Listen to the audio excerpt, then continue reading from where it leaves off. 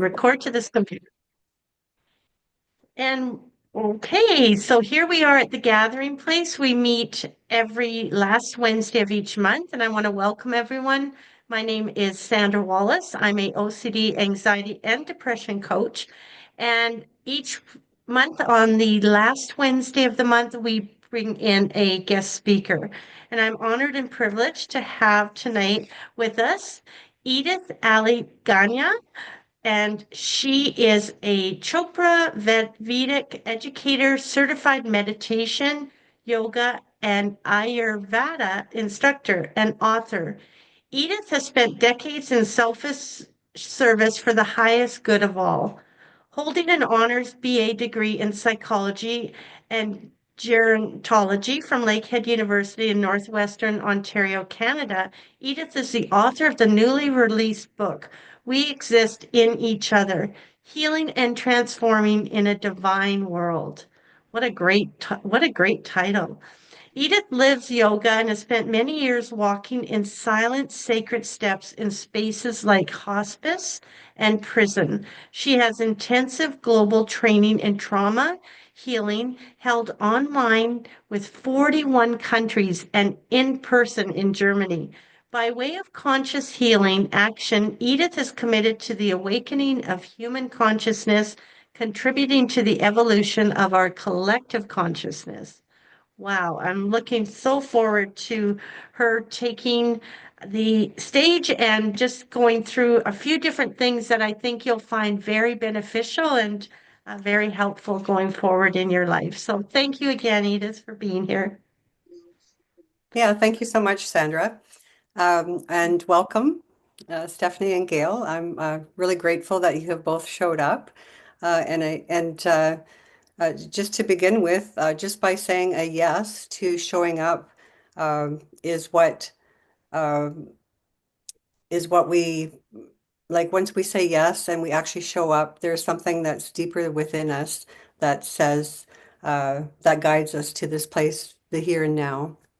So I would just like to say a thank you. And we have someone else here that's joining us. Yes, Hugh's joining us here. Just Hugh. Hello, Hugh. Hi, Welcome. can you hear me? Yes, yeah. Yeah. Okay, Okay. Welcome, Hugh. What I'd thank like to you. do is I'd like to do an exercise while we're here together. And we are creating a space here. So it's a new space with different faces and different people. And so I'd like to sit in presence with one another. Um, and what we do here is we just take about a minute or so. I'll guide you through.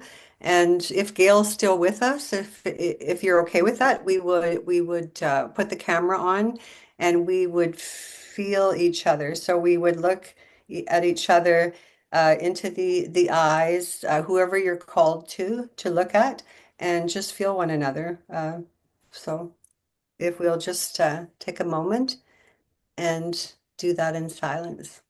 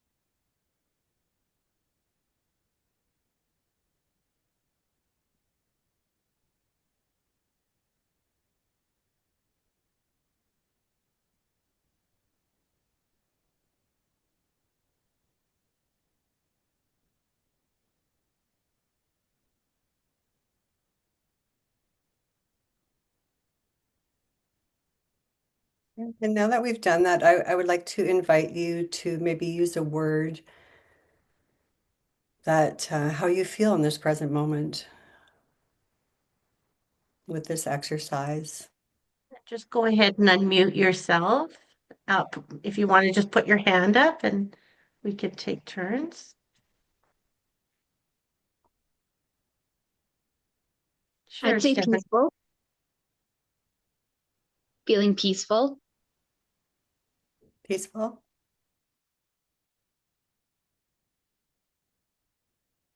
Relaxed. Mhm.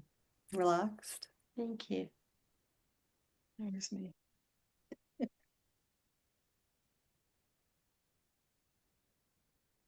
I don't see me. That's okay, Gail. You just can I go felt ahead. I felt uncomfortable because I'm in my pajamas. Yeah, When that's you told me okay. to put my camera on, I felt uncomfortable. Yeah. Oh, okay. Oh, sorry to put you in that space.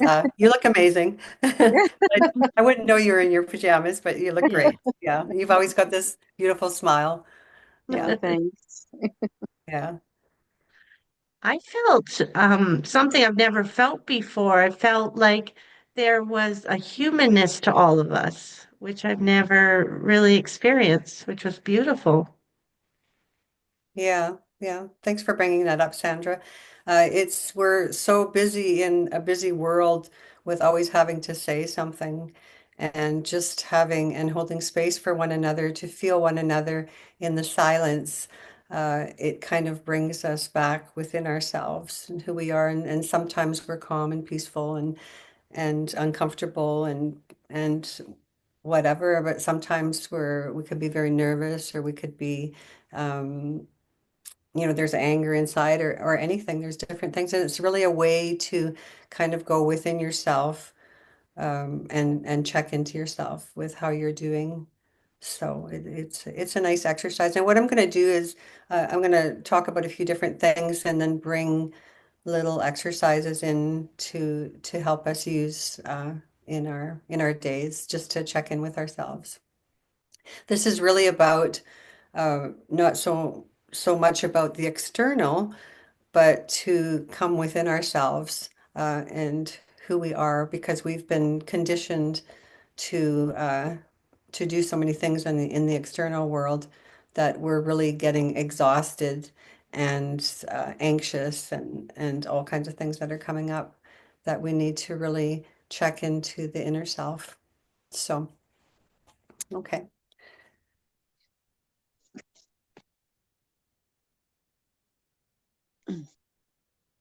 Okay. So as we know, we've been hearing this for quite some time, is our world is very chaotic and there's a lot of chaos and crises going on. And it's giving us a lot of anxiety and overwhelmment and really feeling uncomfortable with everything that's going on in the world. And even when we're having a good day or something, there's just so much going on and there's so much uncertainty. So we really need to check into ourselves, especially today. So the topic is raising awareness and in order to awaken with the collective consciousness and actually to take action in different ways by the unique purpose in our lives. Our nervous systems are overstimulated, and so it's really it's concerning as well because a lot of illness and disease can come from that with overstimulation of the nervous system. When we do exercises like being in presence, and you can even do it longer than what we did, it connects with the nervous system. So I do this a lot with people like inmates and when we sit in a circle and we really connect with one another and bring our nervous systems together, and it brings this whole calmness into the room and into the circle with different people. Um, so it's very helpful and very beneficial. A little bit of statistics. We know that we're in the middle of a global mental crisis, and some of the studies estimate that one of every two people in the world develop a mental health disorder in their lifetime. According to the World Health Organization, depression alone represents the leading cause of disability globally. and living with obsessive compulsive disorder, OCD, which you're pretty much aware of, Sandra, can lead to anxiety and depression. And so how do we navigate through this? Because we have so much going on in the outside world, and then we have so much going on within ourselves. So what I'd like you to do is to just kind of check in right now with your stress level, with 10 being highly stressed and 1 being low stress. And just kind of maybe give us a number between 1 and 10. If you can just kind of feel into yourself right now and see where you're at.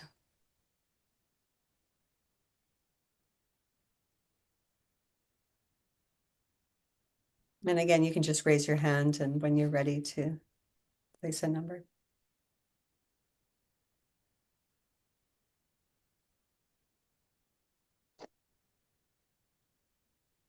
I'd say about a 6 for me. About a 6? Mm-hmm.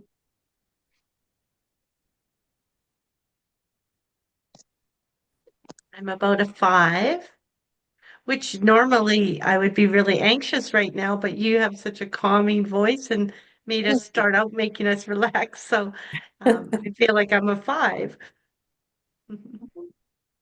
I would say I am a 6 as well, 6 to 7. I'm probably about a 4 About a right 4. now. Yeah. And Pat's joining us. Thank you, Pat, for coming tonight. Are you comfortable putting your camera on? If not, that's okay, but we'd sure like to see you. Or if you want to participate, just let us know. You can unmute yourself and just give us a number throughout or as we're doing these exercises throughout the hour. Or if you just prefer to take in the information, that's fine too. Thank you for being here. Yeah, thank you and welcome, Pat. And now that you've given us a number, how did you come up with that number? So was it something in your body, pain or something, or aches and pains in the shoulder, or upset stomach, or just a racing mind, irritability, that sort of thing? How did you come up with the numbers that you presented?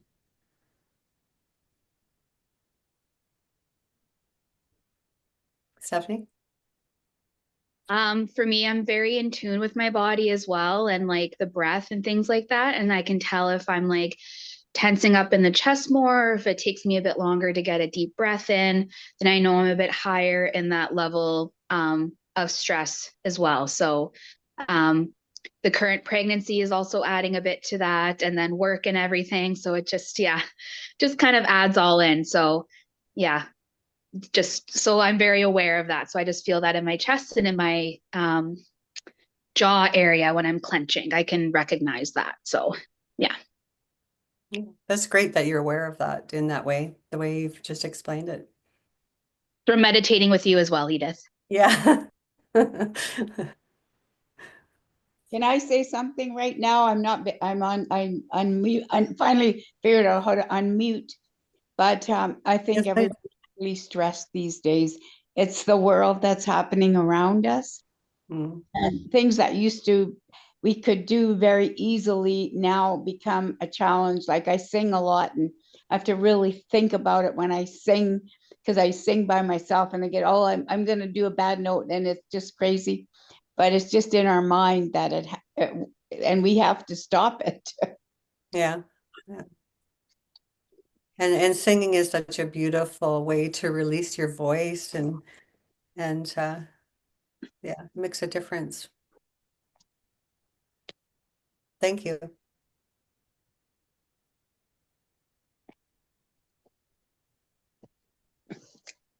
Okay, shall we move along? Anyone else have anything else to say?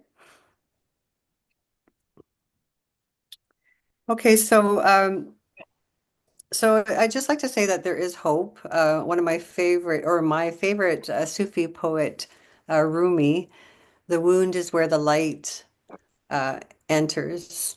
And that just runs true for everything, because the whole gift of human suffering is the wisdom that comes through the human suffering. And we've been conditioned to push it away and to not feel it and everything. And this is an invitation to to embrace the wound, to embrace the suffering. We don't have to agree with it. Yes, it's really very difficult, especially now. And I mean, any human suffering that we went through, um, it's some of it's for many is unimaginable. But um, all I'm saying, I guess, is to rather than push everything away, is to find a way to embrace it a bit and to feel it, even if it's just a little bit. Just feel it, embrace it, and move through it. Because in order to work with it, you really need to move through the suffering and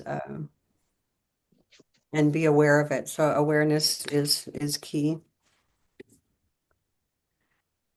Uh, so since I brought up, anxiety and depression and OCD and that, it's also important that we don't identify with any of what we've been diagnosed with, because we are not our diagnosis. We have that, but that's not who we are. So it's kind of like looking between the human and the being.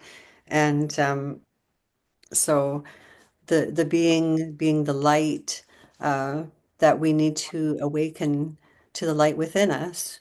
Uh, so it's really important to start being aware of certain things and then also living in this way.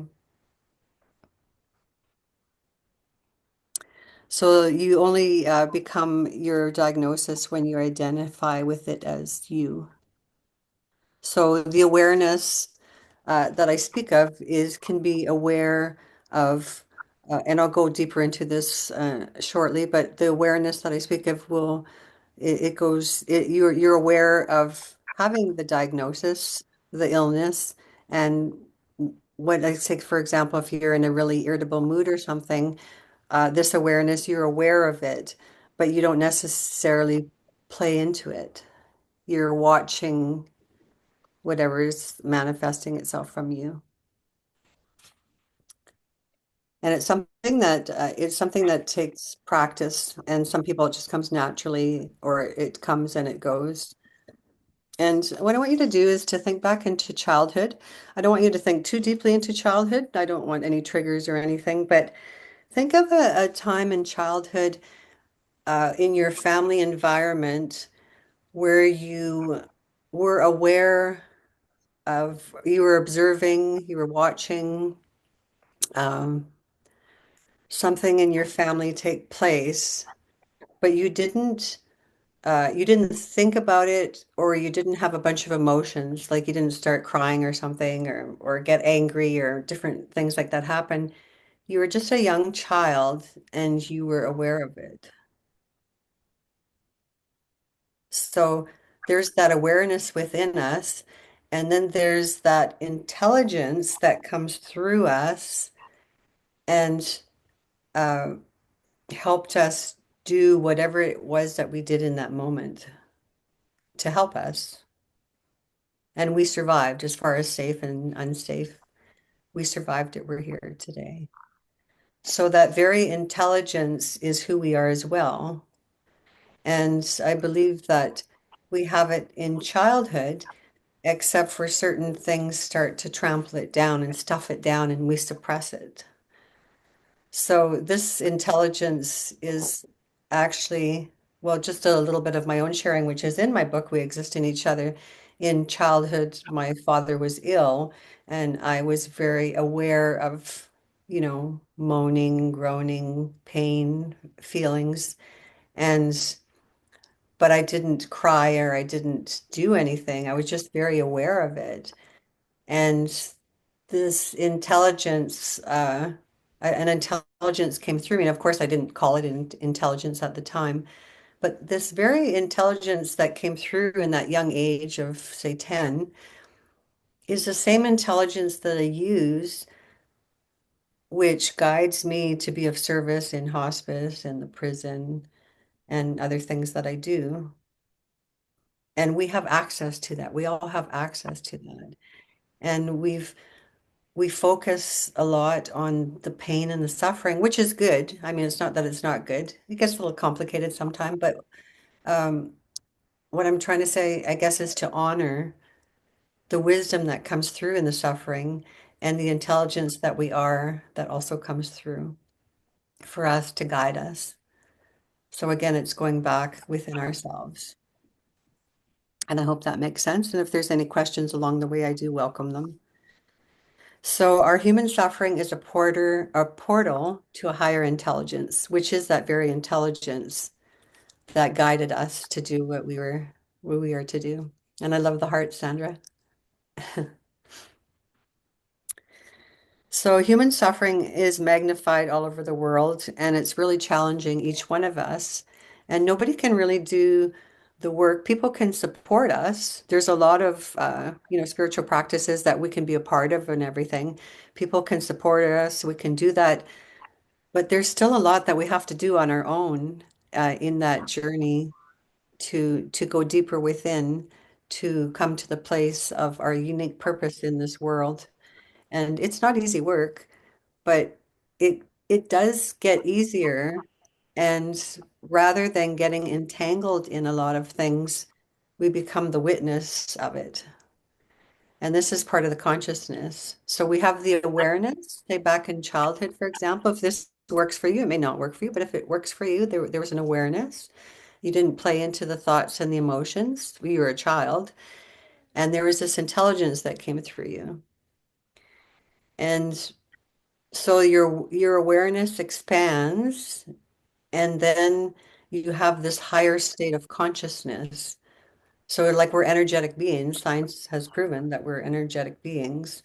And so you have a higher vibrational frequency that you come from. And this is nothing that you're trying to do, because when you're trying to do something to make it happen, you lose it because it's beyond the concept of the mind.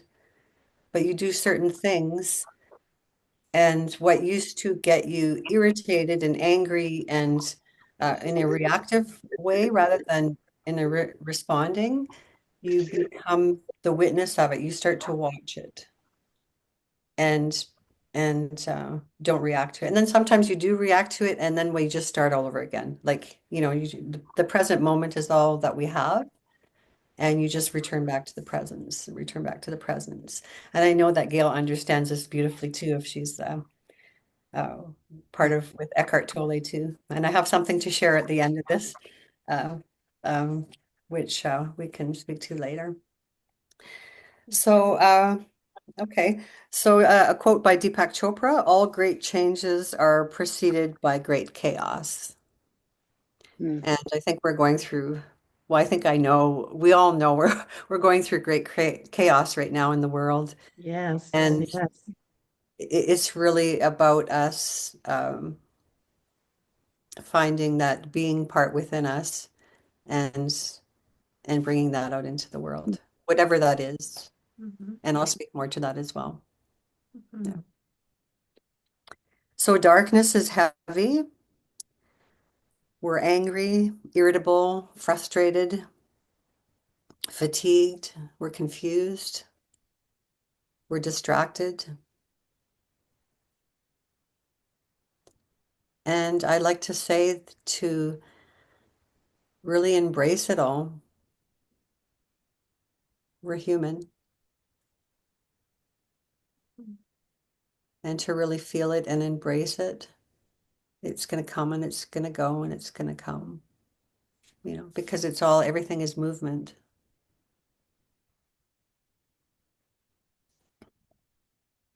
And then there's a part where we become really restless, uh, where we really need to move and everything. And I have to add that when I wrote We Exist in Each Other, I was very, very restless.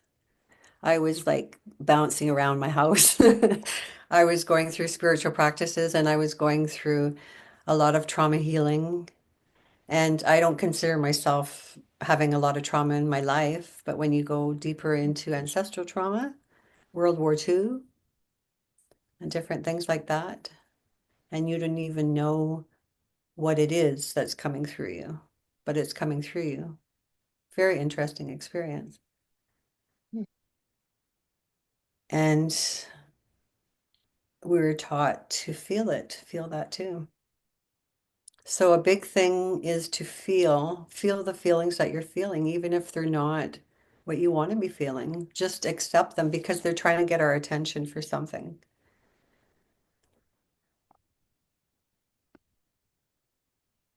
And this is where the opportunity for growth comes, to evolve consciousness. This is how we grow.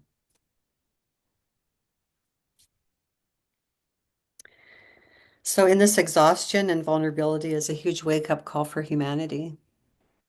And I believe it's really a human responsibility to answer the call. And the more we answer the call, yes, even if we feel fearful, and even if we make mistakes, for the good for all of us to just do our part in it, even if it's something as simple as loving kindness or a smile, to a stranger, or it doesn't have to cost anything, just beautiful things that we give, and that comes to a higher state of consciousness. And then we really, like I might repeat it a couple of times, is to take conscious action. It's needed. It's not a time for us to sit back.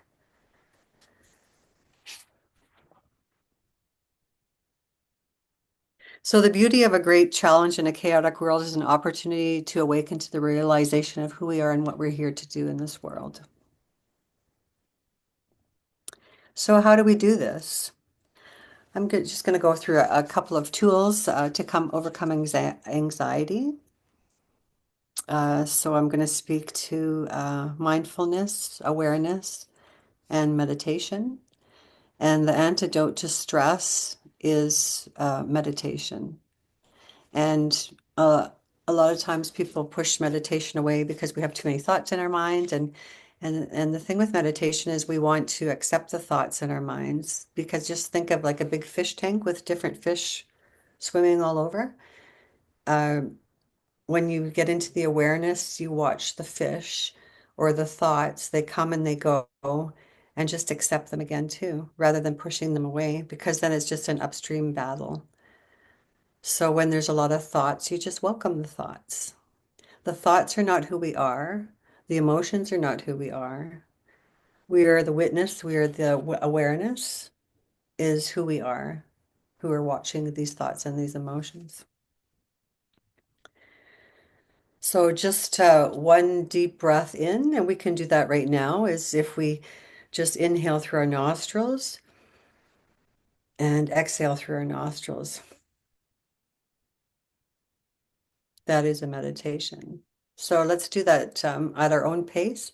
Just do 3 of them. Inhale through your nostrils and exhale. That's 1. And then do a total of 3.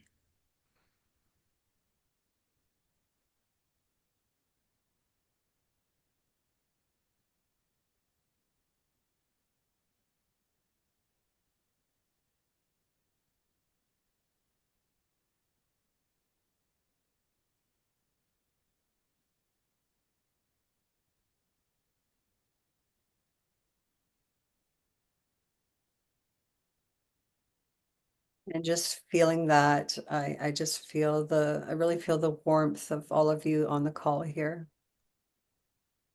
The more we do this, the more you'll notice, and you've already mentioned it, is that calm feeling, and we're really connecting with each other.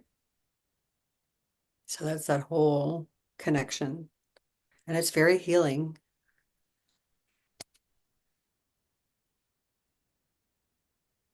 So I'd like to speak to mindfulness. So mindfulness is more when you're alert and you're aware of what you're doing. So I'm aware here right now of speaking. You're aware of here listening to me speak, and it makes, we're more alert. So as the speaker, I feel more alert because I'm here speaking with you. And that's mindfulness. It's kind of like an entrance into meditation. And then the awareness So it's not basically like aware of what's like the plant here and what's going on around my environment here. I'm aware of it, but that's not who I am. That's not the awareness that I speak of. The awareness is aware of me being aware of the aware of being aware. So let me repeat that. So the awareness is who I am, who we are, and is aware of me being aware of my surroundings. So if you were to look on the planet Earth and you saw your minuscule self right there, um, you're aware that of yourself there. So you can do like recapitulation at night or something before you go to bed for just about a minute, and you just lay there and you look at yourself as somebody tiny, what you did all day. So it's just something very quick, went to the grocery store, got up, went there, did this, went for a nap, came home, had dinner, went to bed. And so that's just kind of training your mind to be aware of what you're doing. And that helps as well to raise the awareness. And then, and then awareness is the aliveness that we are. We are awareness, pure awareness. We also are pure consciousness. Like we're evolving consciousness, but we are the consciousness. We are the pure consciousness. We are pure awareness.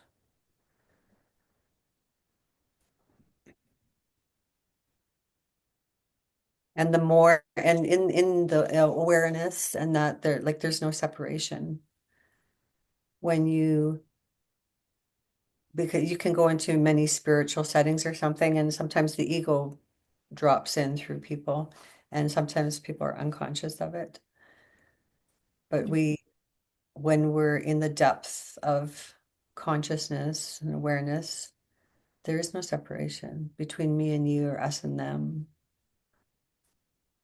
It's the I am that I am.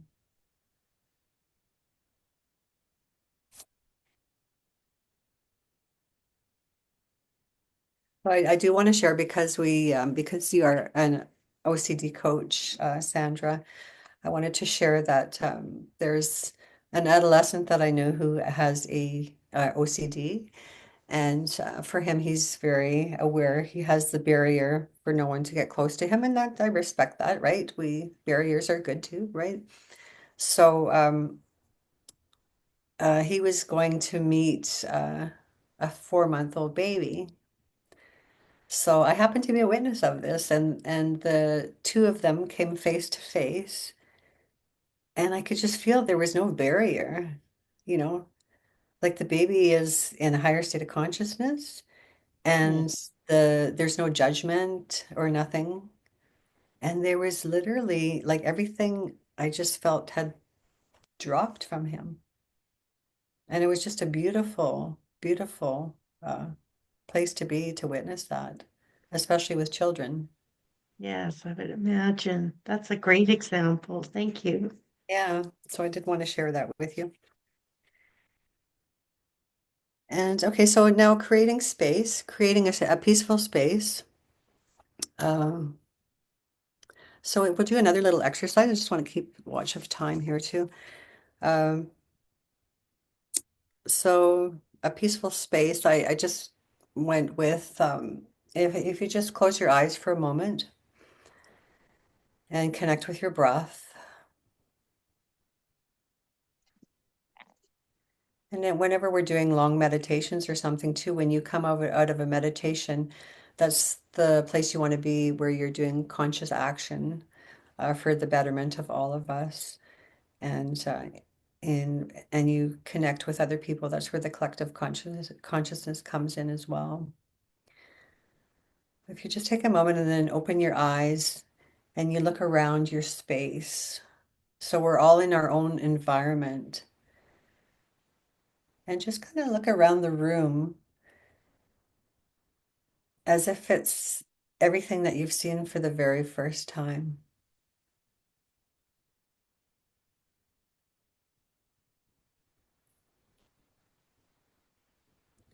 And is there something that's trying to get your attention? Is there something that pulls you in. And if not, that's okay too. But this is an exercise that you could do. What is trying to get my attention? Because everything that has come into your environment, whether you picked it or somebody else picked it, is still a part of everything that is in your space. Is there something that stresses you more? Is there something that wants to get your attention?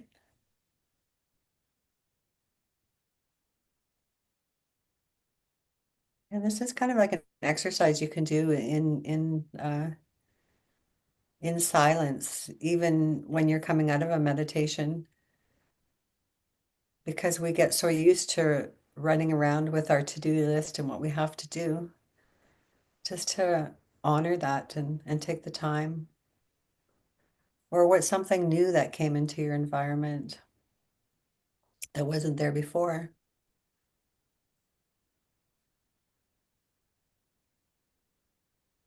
Yes, Sandra?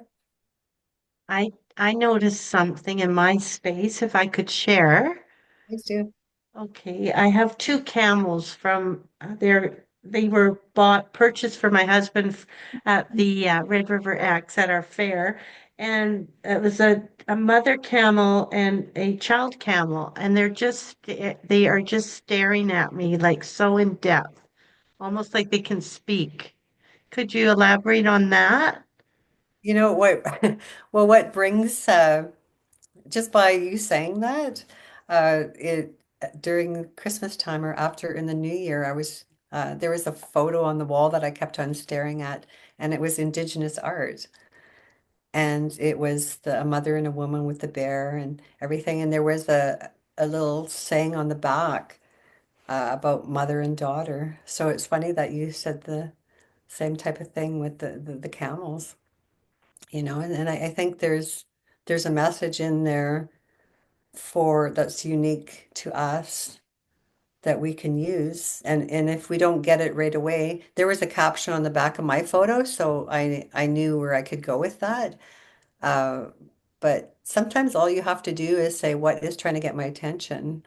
Like why this? There's something in there. And it does come at some point. Sometimes when you least expect it, the answers come. Yeah. I hope that gives you some insight. Yes, thank you. And welcome, Jerry. Hi, Oh, Jerry. thank you. Am I late? Like, That's just okay. We're happy to have you. It's always the present moment. that's right. Nice to see you here, Jerry. Yeah, thank you. Nice to be here.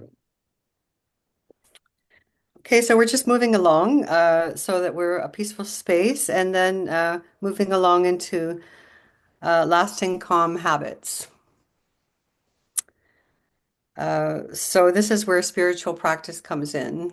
And there's so many different places that we can have spiritual practices. I think it's unique to each one of us and what calls us. And I noticed myself as I'm getting older, some of the things that worked for me before, it doesn't seem to be motivating me today. So I'm exploring that area more so too. So I just wrote a few down here. I think we already spoke about the antidote to stress. Or I mentioned, I'm just looking at my notes here, I mentioned the antidote to stress is meditation, which I would speak to later, right? So one of the huge things, and I do teach meditation through, it's the information's all on my website at edithaliggagné.com. I teach one-on-one and I teach in groups. And meditation really helps, and I find that sometimes it's hard to meditate when you're by yourself. Sometimes things happen, you get busy and everything else, but when you have a group of people that come together, you can really feel it. Just like the exercise that we did earlier, Jerry, we did just held space for one another and we were feeling each other, you know first time in the space together and just feeling each other, And for longer periods of time, then those are very powerful, where we connect with each other, where we can feel, the peacefulness and the calmness and that sort of thing. And you can feel the same thing with meditation. And when you come out of that meditation and then you go into life and you live your purpose, you come from that. You already know that. So that's like in your presence as well. And so I do that again, bringing hospice and the prison together. I do the same thing as I come from that place. And I'm not always in that space, but usually wherever I go, I do some kind of an exercise that brings us together and I return back to that space. And then the intelligence comes through. I'm open and receptive to receive it, and then it comes out to serve. So when we're really stressed in it, we have that fight or flight or response, or freeze, the third one.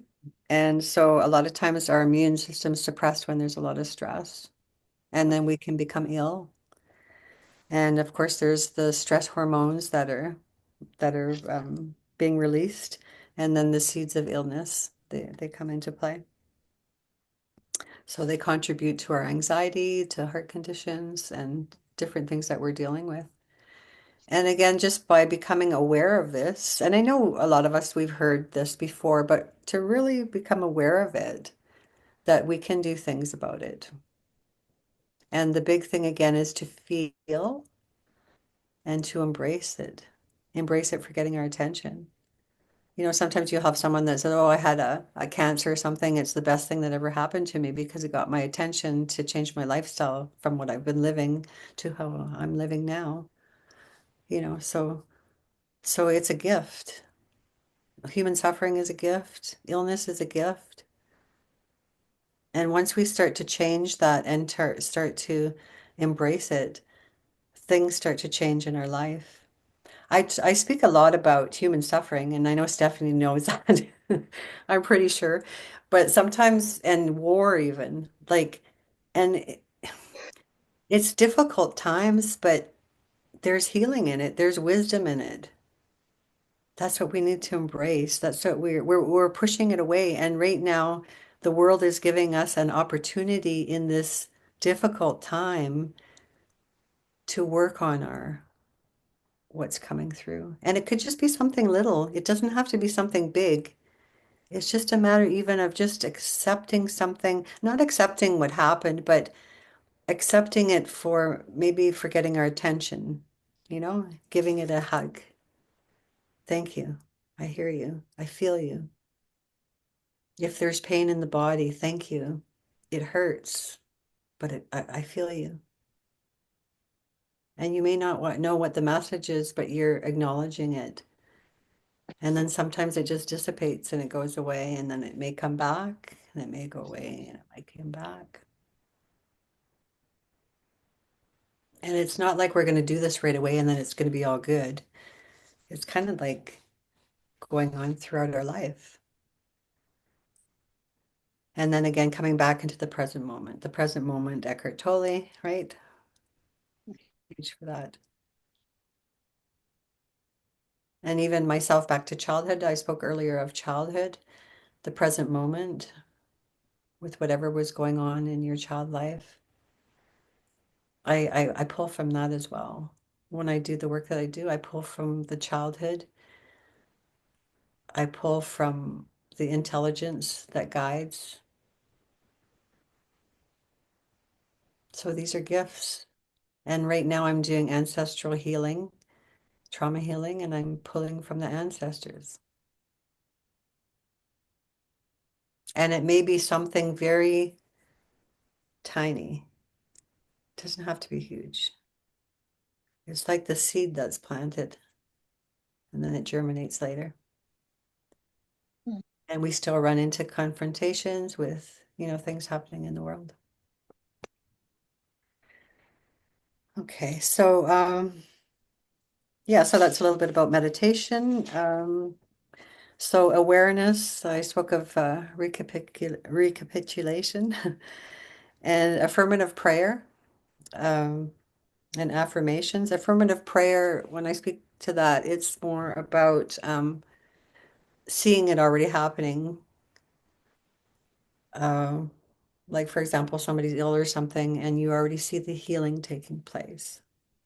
It could go one way or the other, but you see the healing, it's happening, and everything's happening as it should happen. And then affirmations, a lot of people, I hear it quite often actually, is a lot of people don't like affirmations. I use affirmations because I have certain things that I have memorized or know, and they just come out like nothing. And then I just say them. If there's a certain, if say I'm in the hospital or something for something, and I just kind of say that, it just kind of brings me back and it centers me. One is I am open and receptive to more good than I can possibly imagine. I'll just say that. Or I'll say the Lord's Prayer, or I'll say a prayer, or I'll say something in Sanskrit, which has its own vibrational frequency for healing.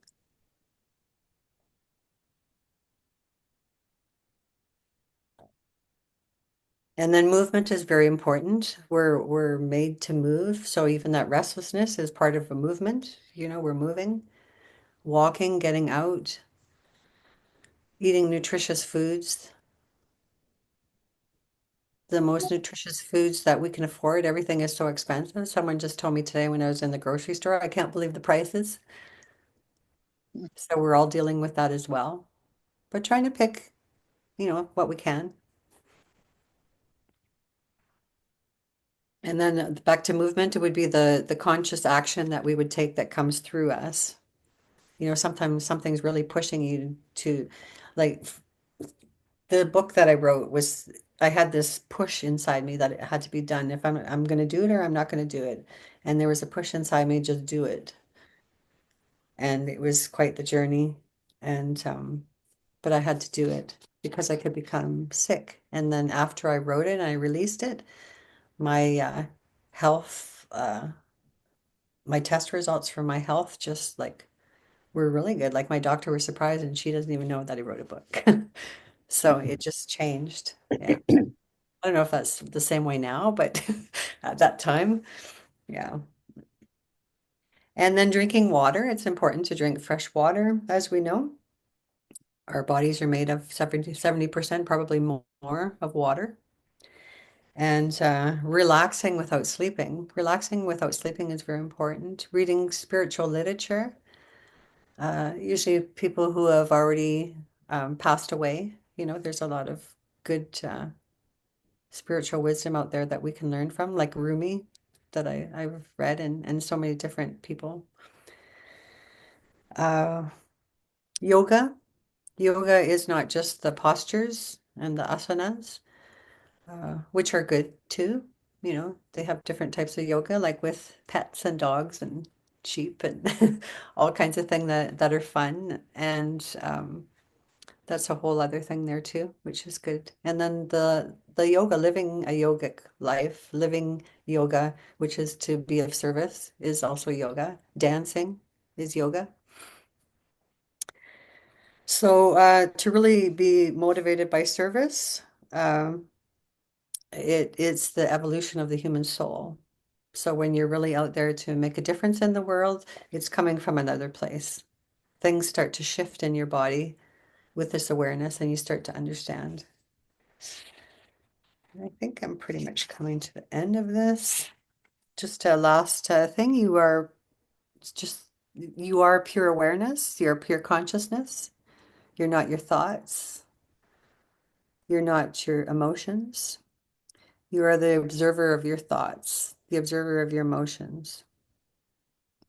And the more we become aware of this, we raise the awareness, and things start to shift.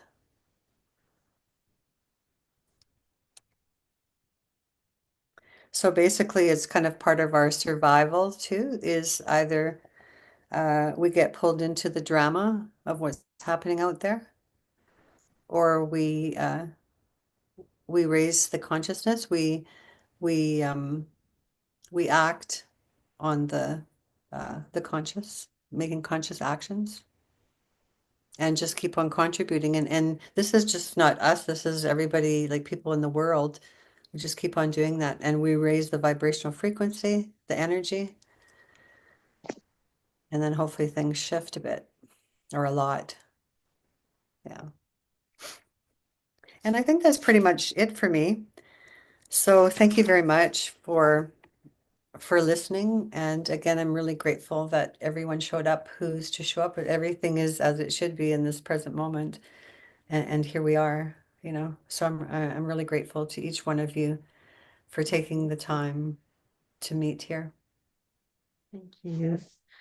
Thank you, Edith. That was amazing. So many great points to take forward. Does anyone want to start? We have some time to do a Q&A, a few minutes. So the questions and answer period. So is there anybody that wants to ask Edith a question directly? Just raise your hand and we can get started. Or just if you're not untechy like me, just put your hand up and go ahead and ask. So much great information. I know I have lots of questions, but I'm going to, is there anybody wanting to ask anything?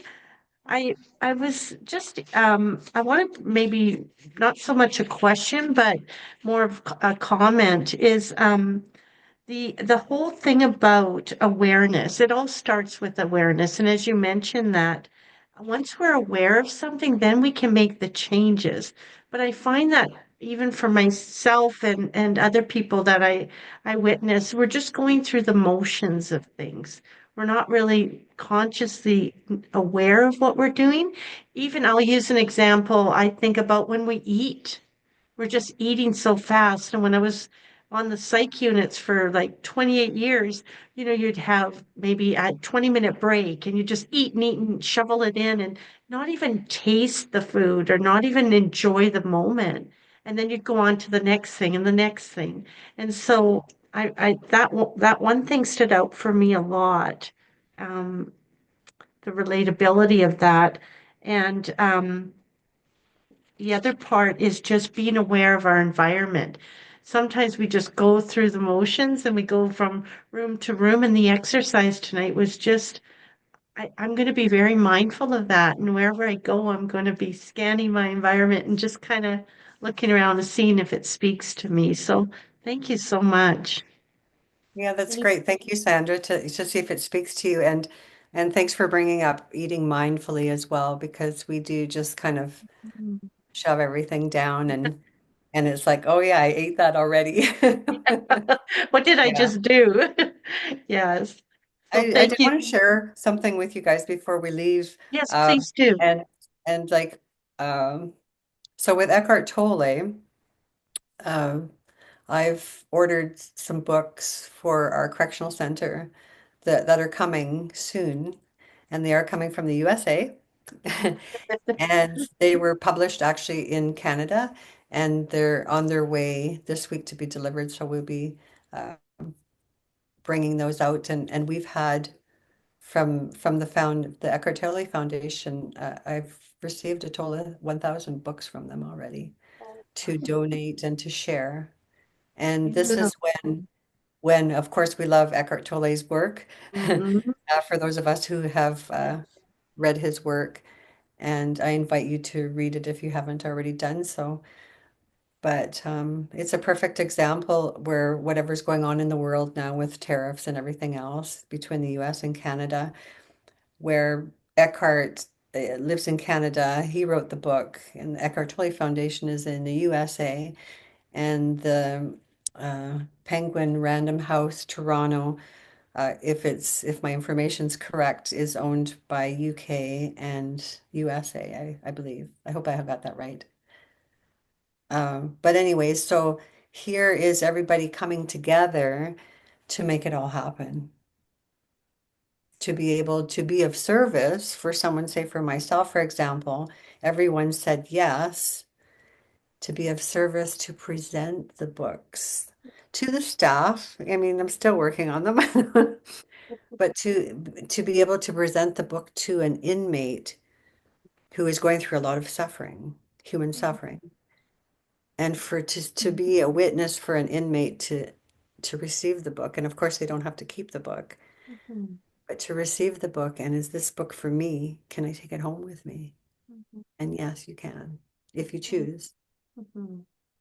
And this is what I speak of when we bring that and it doesn't have to be at that extent. It could be even another extent, whatever.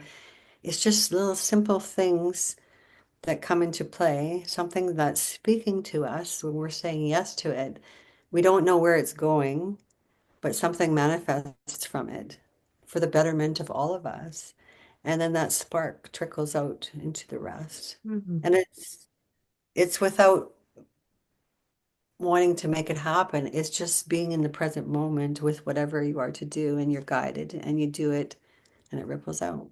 Mhm. So that's an example. And that's, I just want to share that with you. Mhm. I feel we are often vessels in the world, right? Absolutely. Yeah. Yeah. Thank you. And Yeah. so I want to I can't thank you enough. I keep thanking you. I do want to just ask you, Edith, is there anything that you're working on or promoting going forward that you'd like to share with the audience? I think uh, that would be the main thing right now. Yeah. I do offer classes, like I said, on edithaliggagné.com. So they are one-on-one or in groups, small groups or large groups or whatever works for everybody. And the big one for me is the meditation. So it's three course meditation where we come together for a couple hours each time, and we dive deeper and we get into higher states of consciousness. And there's more of an understanding of how things work, even though when you're meditating, you kind of release all that, but it helps because sometimes you need to, or you want to understand a little bit more, and that helps us to go to dive deeper. So, especially in today's times, and it's a tool that you can use when things get tough because you already know it, so you just kind of return to it, Mhm. and that's the beauty of the meditation, and it's an antidote to stress. Yes, for sure. And is there an email that people can reach out to you? The email would be through the website. Website. It's Okay. connect with me there as well. Okay. And then, of course, my book, We Exist in Each Mhm. Other, is on Amazon, and it's also in at Indigo in Canada, and pretty much anywhere books are sold worldwide. You can order it from wherever you are. Wonderful. Yeah. Okay. And I do have one last question. I'm not sure if you've got an answer. I'm pretty sure you will. Is if there was a great big billboard in Thunder Bay on a Trans-Canada highway and it would belong to you, what would that billboard say? That billboard, uh, the first thing that comes to me is actually like Ah, the universal um, om. But I think to make it simpler, I would, or not simpler, but I think I would put I am. nice. Uh, Okay. Thank you. Yeah. Thank you for that. And I want to thank everyone for coming tonight. As always, we have our gathering place on the last Wednesday of every month. The next one we will have is March 26th. It'll be closer to spring, and it's always at 6 p.m. Central Standard Time. And you can reach out to us if you have any questions at theocdcoach.com. And we are always just an email away at info@theocdcoach.com and our website, www.theocdcoach.com. So thanks again for being here, everyone, and have a great rest of your week. Bye for Yeah. now. Beautiful, Sandra. Thank you, Miigwech. Yeah, miigwech. Hi, thank you. Thank you, everyone, Bye-bye. for coming. Yeah, thank you.